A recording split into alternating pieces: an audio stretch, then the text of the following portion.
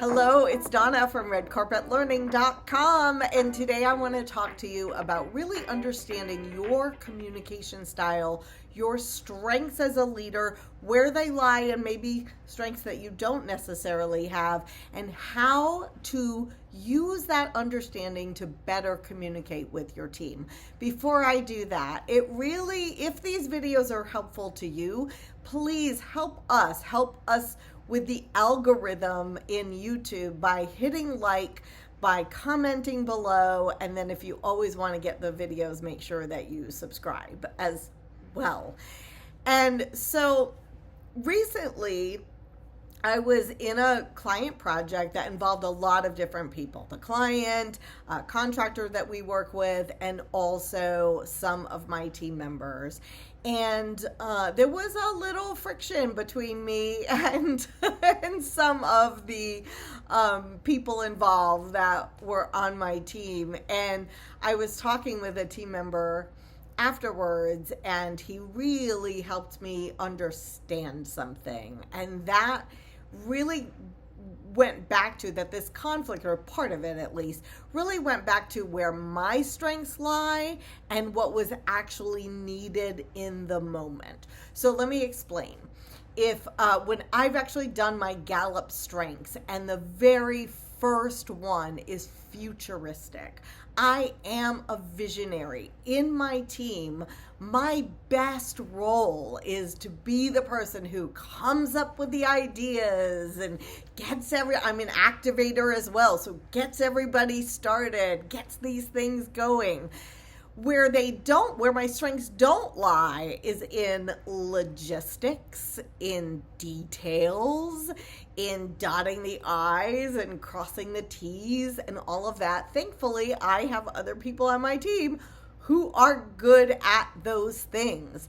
But in this particular case, I was trying to insert my visionary ideas in the middle of a logistics conversation, and that resulted in a little bit of tension. Fortunately, I think we've gotten past that, but I was very grateful to this team member who really kind of pointed out that was the root of the tension. And I think it's important for us as leaders, those of us in leadership positions, to understand, again, where our strengths lie and where they don't, where we need to rely on other people.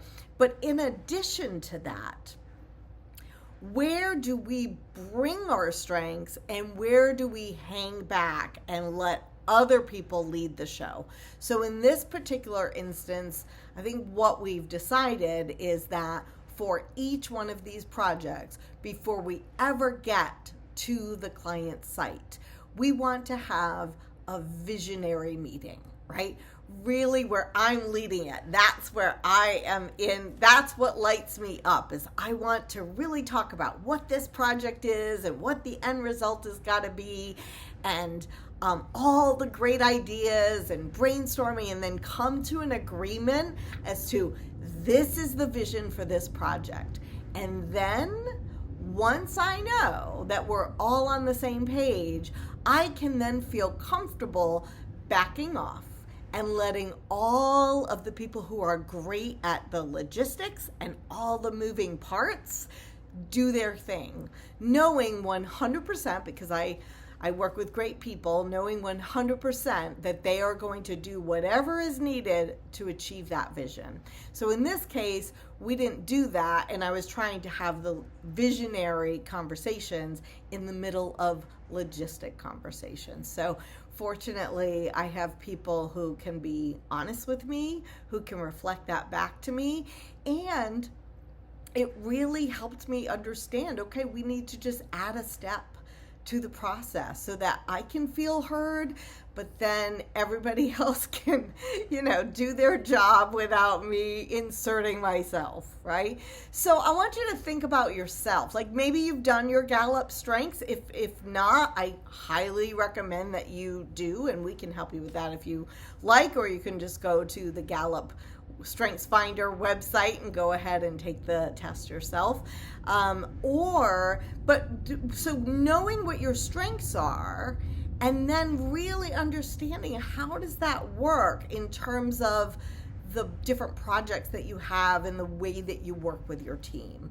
So I'm going to invite you this week to really think about that. Think about what your strengths are, what they aren't, and maybe have a conversation with your team where you are open to really hearing, what is needed, and maybe where do you sometimes get in the way, and how can you rearrange the way things are done, change your communication a little bit so that everybody can do their job in the most effective way.